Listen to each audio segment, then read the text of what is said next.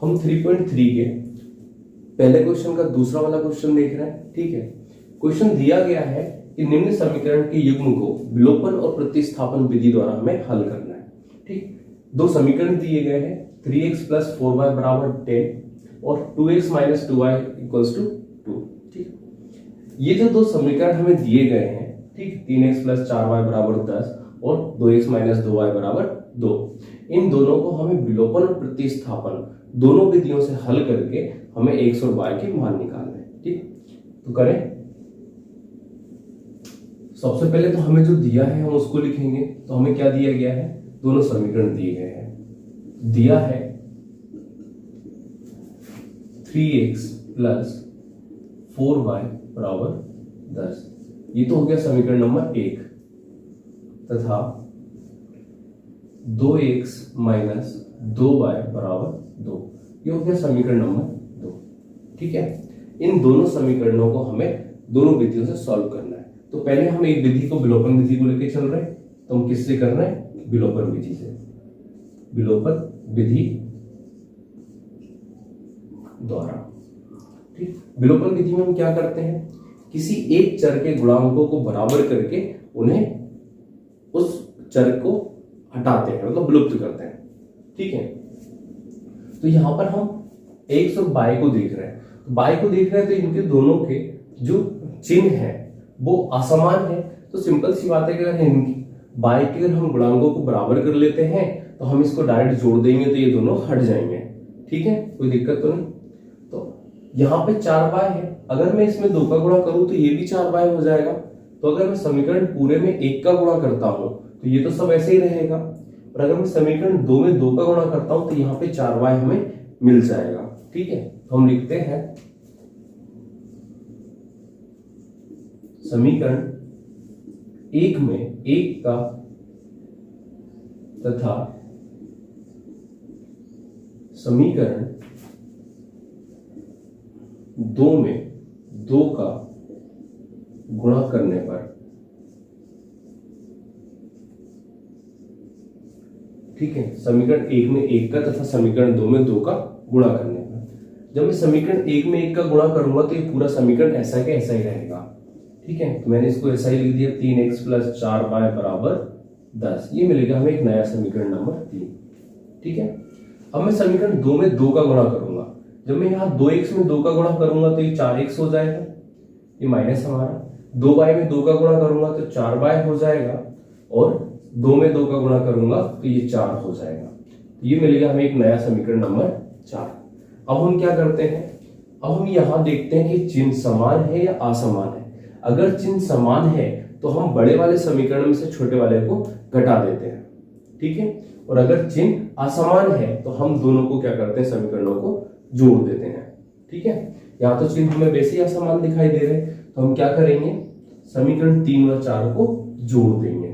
समीकरण 3 व 4 को जोड़ने पर जोड़े 3x और 4x क्या हो जाएगा, 7x। ये प्लस का 4y माइनस 4y से जुड़ेगा तो वो तो कैंसिल हो जाएगा, तो ये क्या हो गया 0। और 10 में अगर मैं 4 जोड़ूंगा तो क्या हो जाएगा 14। ठीक है, x का मान निकालना है तो 7 को 14 के नीचे ले जाएंगे। ठीक है, ये इसके भाग में जाएगा तो 7 से 14 2 बार कैंसिल हो जाएगा, तो x का मान कितना मिलेगा हमें 2। ठीक है, x का मान उठाकर हम किसी भी समीकरण में रख सकते हैं, तो रखें। तो हम x का मान कहां रख रहे हैं, x का मान हम समीकरण 1 में रख रहे हैं। x का मान समीकरण 1 में रखने पर रखें। समीकरण 1 क्या है, 3x + 4y बराबर 10। x की जगह में क्या रख रहा हूं 2, तो 3 × 2 + 4y बराबर 10। 3 दूनी कितना हो गया 6, यहां लिख रहा हूं, ध्यान रखना। ठीक है, 3 में 2 का गुणा करोगे तो 6, ये हमारा 4y और ये हमारा 10। इस 6 को उधर लेके जाओगे तो माइनस का हो जाएगा। ठीक है, तो ये हमारा क्या बचेगा 4 बचेगा, और इस 4 को मैं इसके बटे में लेके जाऊंगा ठीक है, तो बाय का मान क्या निकल जाएगा, 4 को 4 से भाग दूंगा तो एक बार जाएगा, तो बाय का मान हमें क्या मिलेगा 1। ठीक है, तो x का मान आ गया 2 और बाय का मान आ गया 1। ये तो हो गई हमारी विलोपन विधि। ठीक, अब हमें इसे किससे सॉल्व करना है, प्रतिस्थापन विधि से। तो इसको नोट करो, फिर हम इसको प्रतिस्थापन विधि से सॉल्व करते हैं। ठीक है, हो गया, चलिए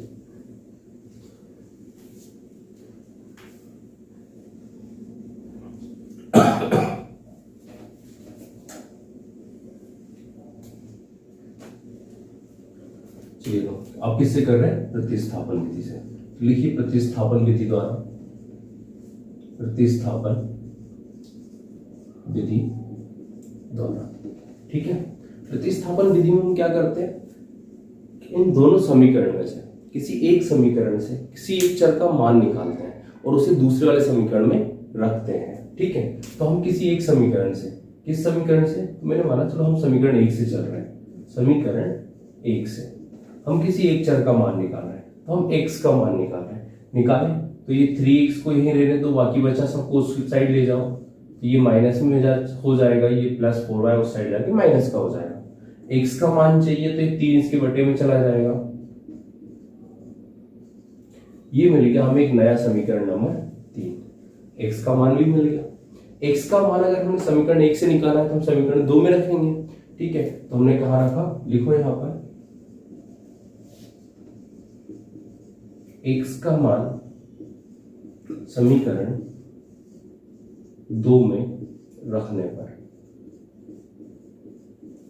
रखें। समीकरण 2 क्या है, 2x, तो 2x की जगह क्या रख दूं मैं, 10 माइनस 4y बटे में 3 माइनस 2y बराबर 2। इस 2 का अंदर गुणा करो। ठीक, 2 का अंदर गुणा करोगे तो ये 20 माइनस 4 दूनी 8y बटे में 3 माइनस ये 2y के बटे में कुछ नहीं तो 1 होगा। ठीक है, 3 और 1 का मैं जब एलसीएम लूंगा तो क्या आएगा, 3 आएगा। 3 से 3 को भाग करूंगा तो एक बार जाएगा, और 1 का गुणा जब इसमें करूंगा तो ये यही रहेगा, तो 20 माइनस 8y। 1 से मैं 3 को भाग करूंगा तो 3 रहेगा। ठीक है, 3 बार रहेगा, और 3 का गुणा मैं 2 में करूंगा तो क्या हो जाएगा, वो 6y हो जाएगा बराबर 2। यहां लिख लू। ठीक है, ये 20 हमारा ऐसा ही रहेगा। इस माइनस 8y में माइनस 6y प्लस हो जाएगा, साइन माइनस का ही रहेगा। ये हो गया माइनस 8 और 6 14y, और ये जो 3 है इसका गुणा यहां हो जाएगा, तो 3 दूनी क्या हो गया 6। कोई दिक्कत, इस 20 को मैं उस साइड ले जा रहा हूं, तो यहां बचा हमारा माइनस 14y, और ये 20 उस साइड जाके हो जाएगा माइनस का। ठीक है, कोई दिक्कत। माइनस 20 बड़ा है प्लस 6 से, तो माइनस का साइन रहेगा, और 20 से 6 जाएगा तो क्या बचेगा 14। माइनस से माइनस कैंसिल बाय, ये 14 इसके बटे में आ जाएगा, और 14 से 14 को कैंसिल करोगे तो एक बार भाग जाएगा। ठीक है, तो ये तो मिल गया हमें किसका मान, बाय का मान। ठीक, बाय का मान हम कहाँ रखेंगे, हम उठाकर समीकरण 3 में। यहां लिखो y का मान समीकरण 3 में रखने पर, क्यों रख रहे हैं, क्योंकि हमें x का मान चाहिए। ठीक है, तो x बराबर क्या लिखा हुआ है समीकरण 3, 10 माइनस 4 बाय, तो बाय की जगह पे क्या है हमारा 1, तो उसको यहां रख दो बटे में 3। x बराबर 10 माइनस 4 बटे में 3। ठीक है, ये हो गया क्या, मैं इसको साफ कर लूं। ठीक है,